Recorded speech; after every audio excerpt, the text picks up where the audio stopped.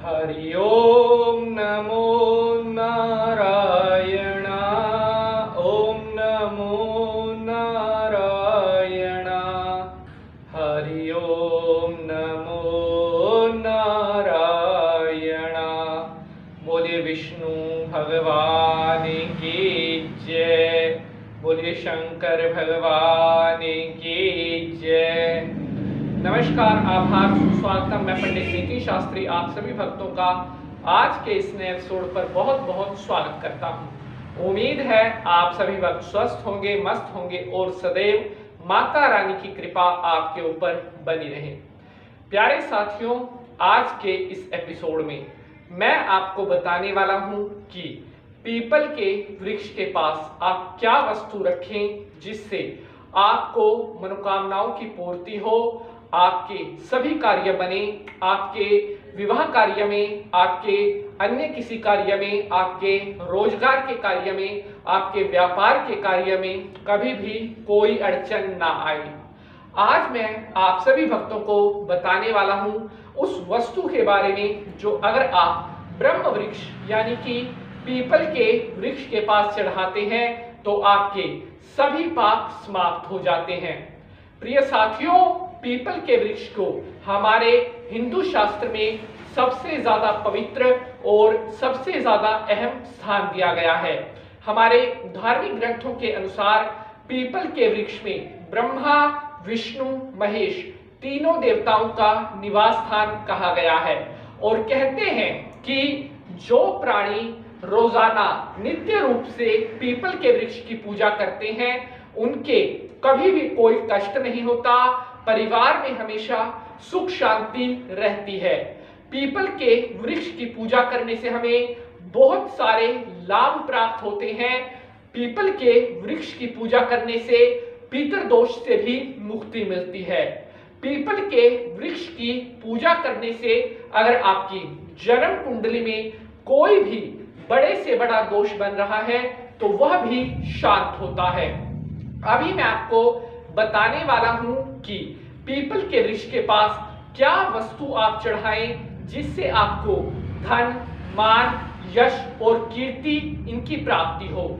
प्रिय साथियों, एपिसोड को शुरू करने से पहले जो भी भक्त पहली बार पंडित नीति शास्त्री चैनल पर आए हैं, चैनल को सब्सक्राइब अवश्य कर लें क्योंकि धर्म कर्म से जुड़ी हुई सारी जानकारी आपको यहाँ पर मिलती रहती है। जैसी जानकारी यहाँ ऐसी जानकारी और कहाँ। तो चलिए अब भगवान ब्रह्मा जी को नमस्कार करते हुए आज के एपिसोड की शुरुआत करते हैं।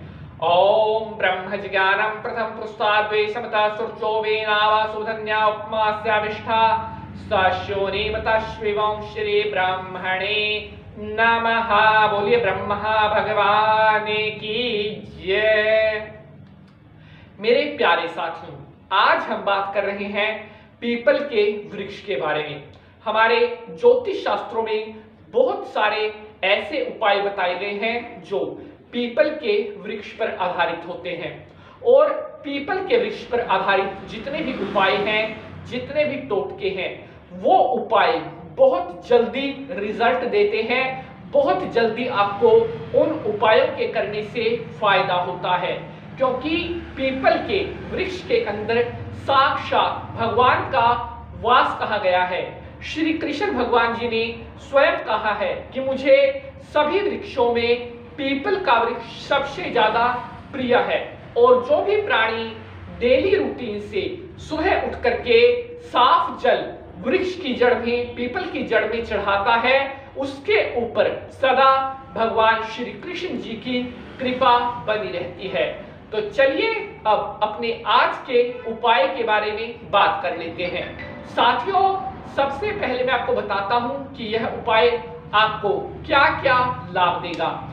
इस उपाय के करने से आपको सबसे पहले तो जहां आपको अगर आपकी जन्म कुंडली में शनि ग्रह पीड़ा दे रहे हैं या कोई अन्य क्रूर ग्रह पीड़ा दे रहा है तो सबसे पहले तो इस उपाय के करने से वह क्रूर ग्रह आपको पीड़ा देना बंद करेंगे। बड़े से बड़ा दोष भी अगर आपकी कुंडली में बन रहा है तो इस उपाय के करने से वह दोष शांत होगा।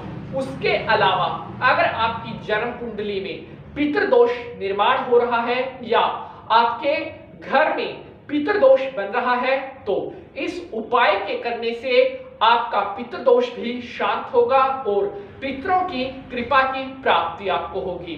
इसके अलावा अगर आपके रोजगार में, आपके व्यापार में या आपका कोई बिजनेस दुकानदारी है, उसमें अगर किसी तरह की कोई दिक्कत, कोई किया कराया, टोना टोटका, नजर दोष, ऊपरी बाधा का दोष बन रहा है, तो इस महा उपाय के करने से वह दोष भी आपका शीघ्र अतिशीघ्र समाप्त होगा।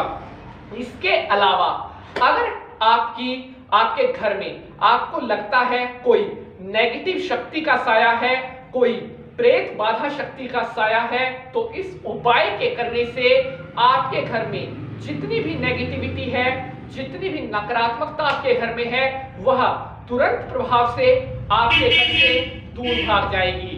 तो इस तरह से यह मैंने आपको बताए इस उपाय के क्या क्या लाभ आपको तुरंत प्रभाव से मिल सकते हैं। चलिए अब उपाय मैं आपको बताता हूं कि क्या उपाय है।